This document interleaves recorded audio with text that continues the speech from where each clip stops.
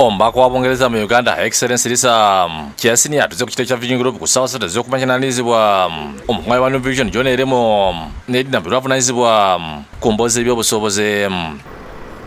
Oluvannyuma lwamukulembedde okuva mu ofisi yakulu ya Vision Group Don Innocent Wanyama nga basookedde mu kafubo olwabaddewo ensinkano y'awamu yeetabiddwamu abakungu abalala okuva ku kitebe kya Bungereza ssaako n'aba Vision Group okwegeyamu ku nsonga ez'enjawulo.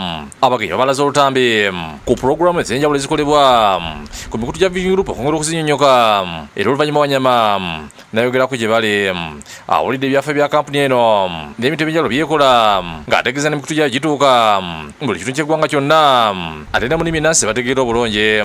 We have a radio in the eastern part of the country and it's the #1 radio. It's called ATOP, dominant in that space. We have a radio in the northern part of the country called Rupin. It's been rated #2 against a government-owned radio there.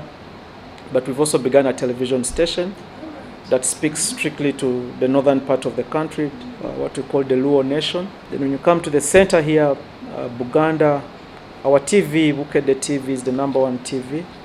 And it is #1 even against the English channels.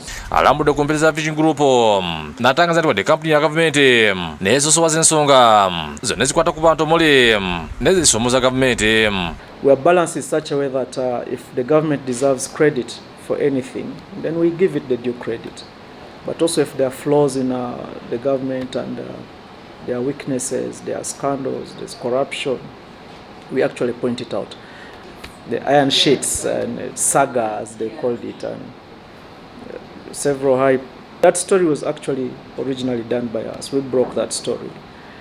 So it shows you our commitment to independent journalism. Alambudde kusomozebwa okw'enjawulo kampuni kweyitamu naddala bizinensi okubeera wansi ekyaleetera n'empapula ezimu okuyimirizibwa wabula n'ategeeza nti amanyi kampuni gatadde ku pulogulaamu ne pulojekiti ezisiima bannayuganda mu by'obulimi, ebyenjigiriza, ebyobulamu n'ebyobuzimbe.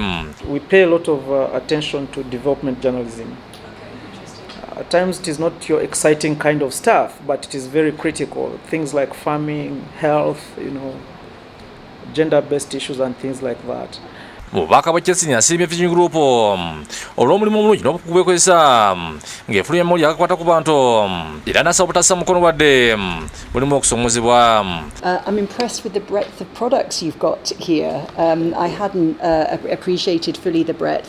I'm trying to learn Luganda, so I'm hoping that I can at least read one page in Bukedde by the end of the day, but we'll see how that goes. Agenda okukolagana ennungi eggwanga lya Bungereza gyalinya ne gavumenti ya Uganda gyagambye nti nnungi nnyo naddala mu by'okuuma emirembe, ebyobulamu, ebyenjigiriza, okuyambabundabunda, okulanidde emira abakyala ssaako n'embeera y'obudde. What's happening to women? You had an FGM article there. What's happening on famine? What's the reality of climate change, and why should people really be bothered about changing their own life? That's where the media, I think, has got a critical role. So let's talk about how we can work together on that. Ayogedde ku mirembe y'obufuzi mu kiseera kino naddala ebbugumu ly'okulonda n'akubiriza bannayuganda okulembeza obumu. My advice would be to everybody that has a role to play across the political spectrum, across the business spectrum in society, to think about the long term, to think about what helps the country's development. And actually the country's development will be helped by looking for unity and areas of common interest. Wanyama akwasisa abagenyi beetu eby'ebirabo olwakulembeddemu okulambula ebintu ebyenjawulo n'ebitongole ebiri mu kampuni eno. Albian Bali Bwanika yakusakidde eggulu ku Bukedde TV.